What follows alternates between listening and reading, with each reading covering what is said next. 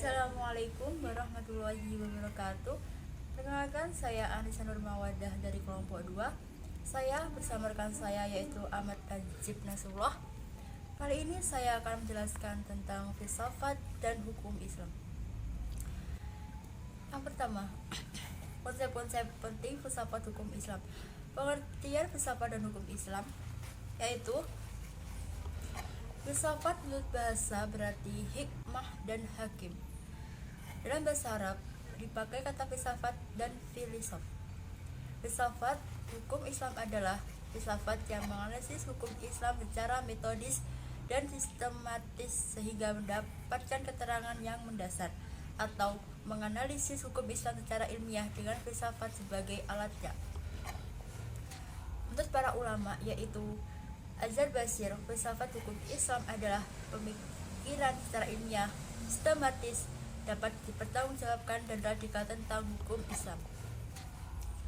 Filsafat hukum Islam mempunyai dua tugas. Yang pertama, tugas kritis, yaitu mempertanyakan kembali paradigma-paradigma yang telah mapan di dalam hukum Islam. Yang kedua, tugas konstruktif, yaitu mempersatukan cabang-cabang hukum Islam dalam kesatuan hukum Islam sehingga nampak bahwa antara satu cabang hukum Islam mengajukan pertanyaan-pertanyaan apa hakikat hukum Islam dan lain-lain. Selanjutnya, kegunaan atau tujuan filsafat hukum Islam. Di antara kegunaan mempelajari filsafat hukum Islam selanjutnya yaitu kegunaan mempelajari filsafat hukum Islam. Yang pertama, menjadikan filsafat sebagai pendekatan menggali hakikat, sumber dan tujuan hukum Islam. Yang kedua, dapat membedakan kajian usul fikih dengan filsafat terhadap hukum Islam. Yang ketiga, mendudukan filsafat hukum Islam sebagai salah satu bidang kajian yang penting dalam memahami sumber hukum Islam yang berasal dari wahyu maupun hasil ijtihad para ulama. Yang keempat, menemukan rahasia-rahasia syariat di luar maksud lahiriah. Yang kelima, memahami ilat hukum sebagai bagian dari pendekatan analitis tentang berbagai hal yang membutuhkan jawaban hukumiyahnya, sehingga pelaksanaan hukum Islam merupakan jawaban dari situasi dan kondisi yang terus berubah dinamis. Yang keenam, membantu mengenali unsur-unsur yang mesti dipertahankan sebagai pemapaman dan unsur-unsur yang menerima perubahan sesuai dengan tentuan situasional.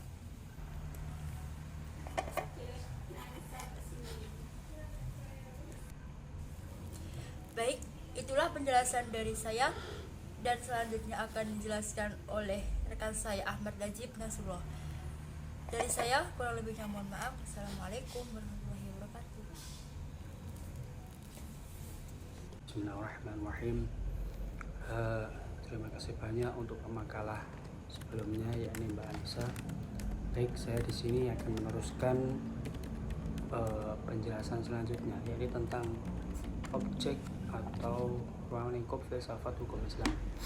Adapun objek kajian filsafat hukum Islam itu ada 5. Yang pertama yakni tentang pembuatan hukum Islam atau Al-Hakim, yakni Allah yang telah menjadikan para nabi dan juga para rasul, terutama yakni nabi terakhir Nabi Muhammad SAW yang menerima risalahnya berupa sumber ajaran Islam, yang mana ajaran tersebut tertuang dalam kitab suci Al-Quran.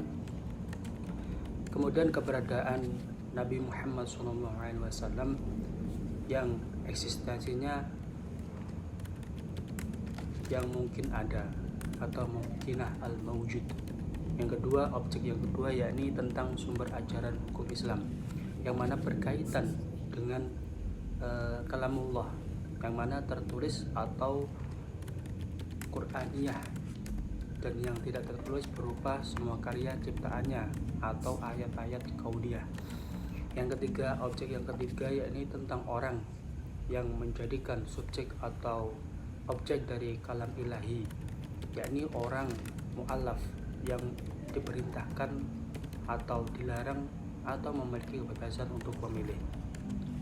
Objek yang keempat yakni tentang tujuan hukum Islam sebagai landasan amaliyah para mu'allaf dan balasan-balasan berupa pahala dari pembawa perintah.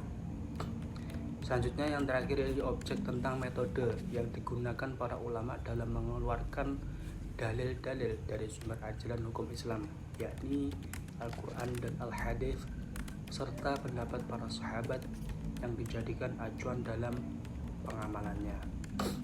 Baik, untuk selanjutnya yakni para usul fiqh, para ahli usul fiqh sebagaimana ahli filsafat hukum Islam ini membagi filsafat hukum Islam kepada dua rumusan.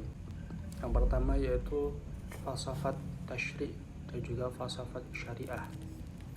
Yang pertama yakni falsafat tasyri', yakni filsafat yang memancarkan hukum Islam atau menguatkannya dan memeliharanya, yang mana filsafat ini bertugas untuk membicarakan hakikat dan juga tujuan penetapan hukum Islam.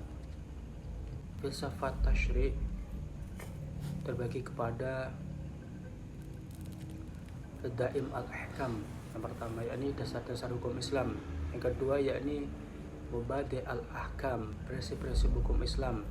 Yang ketiga Usulul Ahkam, pokok-pokok Islam, hukum Islam, atau Asadir al-Ahkam, sumber-sumber hukum Islam.